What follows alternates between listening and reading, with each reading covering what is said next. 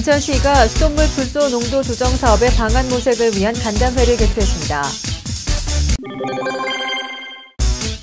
인천시가 지역 예술인들을 위한 예술인 마을을 조성할 계획입니다. 테디베어와 함께하는 인천 최초의 이야기를 담은 전시가 개최됐습니다.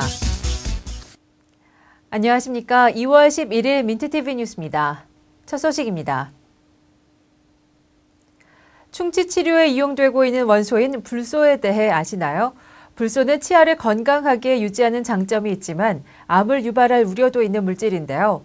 인천시는 지난 8일 수돗물 불소 농도 조정 사업의 방안 모색을 위한 간담회를 개최했습니다. 보도에 이지은 기자입니다.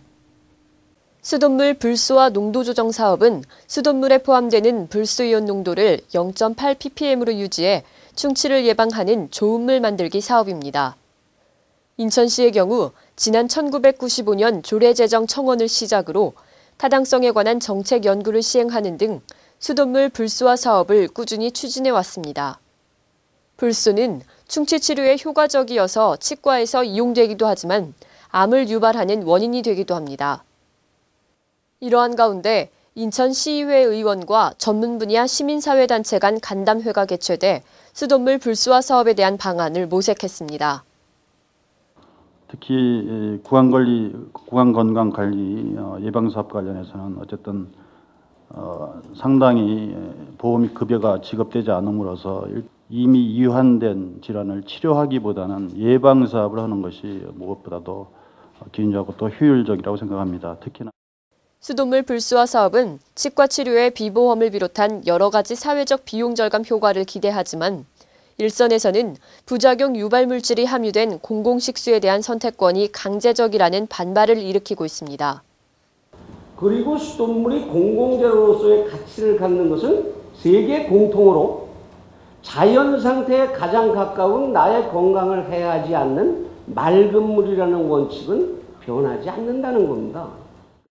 한편 인천시는 여론을 수렴한 설문조사를 통해 객관성을 확보하고 안전성을 검토하는 등 주민 요구에 부합하는 보건정책을 구현할 방침입니다. 민트TV 뉴스 이지은입니다. 그동안 인천은 문화예술 인프라가 부족하다는 평가를 받았지만 최근 지역 내 예술 활동이 증가하면서 예술인들의 창작 활동을 장려하는 공간의 필요성도 제기되고 있습니다. 시는 올해 예술인들의 창작 및 작품 활동을 할 수 있는 예술인 마을을 조성할 계획입니다. 보도에 배영수 기자입니다. 인천 중구 소재 인천 아트 플랫폼의 모습입니다. 인천역 인근에 위치한 이곳은 일제시대에 건립된 건축물을 리모델링해 전시와 비디오 아트 등 다양한 창작 활동이 이루어지고 있는 곳입니다. 지난 여름에는 국제적인 음악 행사인 펜타포트 페스티벌이 열리기도 했습니다. 인천시는 최근 증가하는 이러한 문화적 인프라의 정착 및 확충을 위해 예술인들이 다양한 장르의 창작 활동을 할 수 있는 예술인 마을을 조성합니다. 오는 5월 중기지방재정계획 반영을 거쳐 내년에 관련 예산이 확보되면 단계적으로 공간을 조성해 예술인들에게 제공한다는 구상입니다. 본 사업은 중구나 동구, 남구 등 주로 구도심을 중심으로 추진될 사업입니다. 신도심에 비해 비어있는 건물들이 많아 전체적으로 침체된 구도심에 이러한 공간들을 마련하여 지역의 활기를 불어넣고 예술인과 단체들에게는 자유로운 창작 공간을 제공하는 사업이라 할 수 있겠습니다. 시가 우선적으로 검토 중인 예술인 마을 대상지는 인천 아트 플랫폼 인근에 오래된 건물들이 들어서 있는 곳입니다. 실제 이 지역의 옛 건물들 상당수가 리모델링 작업을 거쳐 멋스럽게 재활용되고 있는 경우가 많은 데다가 고유의 분위기 역시 예술 활동에 10분 도움이 되기 때문입니다. 이를 위해 시는 예술인 마을을 설치와 영상, 음악 등의 작업을 할 수 있는 스튜디오와 공연장 및 전시장 등의 공간도 충분히 갖출 계획입니다.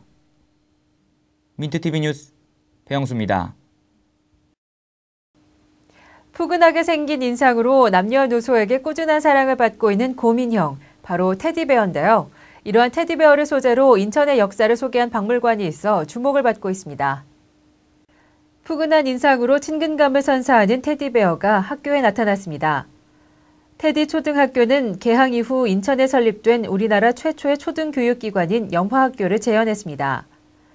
교복을 입고 또는 사복을 입고 극장에 나타난 테디베어들도 눈에 띕니다. 제법 복고적 분위기가 물씬 풍기는 이곳은 인천 최초의 극장 협률사입니다. 이 밖에도 전신소 및 서구식 호텔 등 테디베어가 개항 이후 지어진 인천 최초의 이야기를 소개하고 있는 이곳은 인천 어린이 박물관입니다.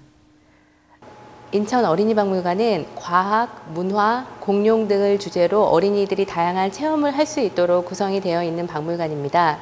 테디베어 전시관에서는 개항기 인천의 역사를 테디베어와 함께 재미있게 배워볼 수 있는 그런 전시 공간입니다.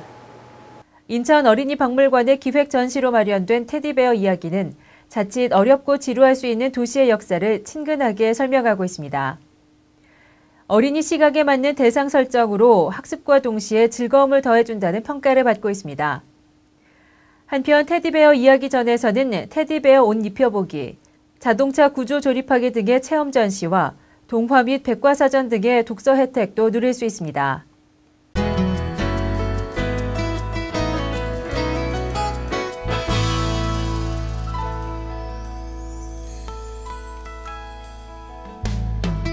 인천상공회의소는 기업체 대표 및 임원을 대상으로 제31기 CU 아카데미 참가자를 선착순 모집합니다.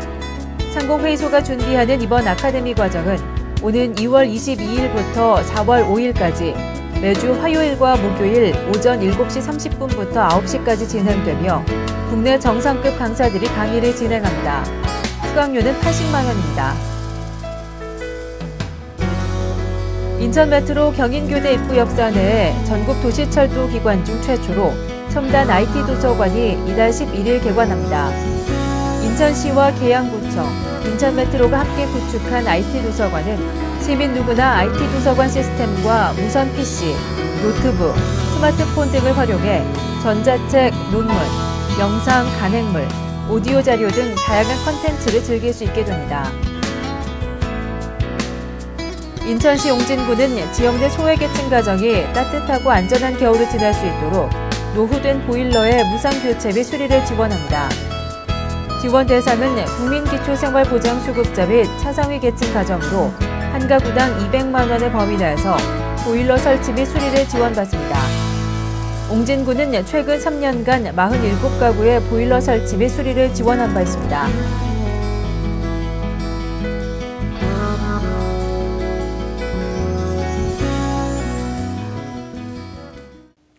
이상으로 2월 11일 민트TV 뉴스를 마치겠습니다. 시청해주신 여러분 고맙습니다.